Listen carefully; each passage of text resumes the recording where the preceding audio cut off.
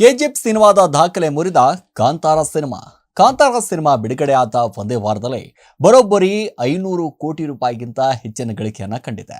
ಒಂದು ವಾರದಲ್ಲೇ 509 ಕೋಟಿ ರೂಪಾಯಿ ಗಳಿಕೆ ಕೊಂಡಿರುವಂತಹ ಈ ಕಾಂತಾರ ಸಿನಿಮಾ ದಾಖಲೆಯನ್ನ ನಿರ್ಮಿಸಿಬಿಟ್ಟಿದೆ.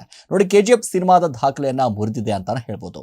ಕಾಂತಾರ ಸಿನಿಮಾ ಹೊಸ ಇತಿಹಾಸವನ್ನ ಬರೆದಿದೆ. ಕಾಂತಾರ ಬಿಡುಗಡೆ ಆದ ಒಂದೇ ವಾರದಲ್ಲೇ ಬಾಕ್ಸ್ ಆಫೀಸ್ ನಲ್ಲಿ ಭರ್ಜರಿಯಾಗಿ ಗಳಿಕೆಯನ್ನ ಕೊಂಡಿದೆ.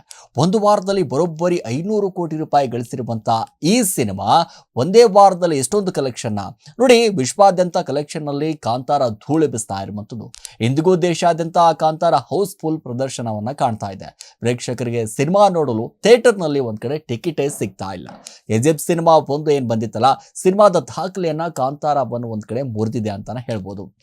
ಅಂತಂದಾಗ ಕೆಜಿಎಫ್ ಸಿನಿಮಾ ಒಟ್ಟಾರೆಯಾಗಿ ನಾವು ನೋಡ್ತಾ ಹೋದಾಗ 408 ಕೋಟಿ ರೂಪಾಯಿ ಅಂತ ಒಂದಿಷ್ಟು ಗಳಿಸಿತ್ತು. ಇನ್ನು ತಮಿಳು ಸಿನಿಮಾ ಕಮಲ್ ಹಾಸನ್ ಅವರ ವಿಕ್ರಮ್ ಸಿನಿಮಾ ಹಾಗೂ ಹಿಂದಿ ಸಿನಿಮಾ ಬುಲ್ ಬುಲಯ್ಯ ಸಿನಿಮಾದ ದಾಖಲೆಯು ಕೂಡ ಕಾಂತಾರ ಸಿನಿಮಾ ಮುರಿದಿದೆ ಅಂತಾನೆ ಹೇಳ್ಬೋದು.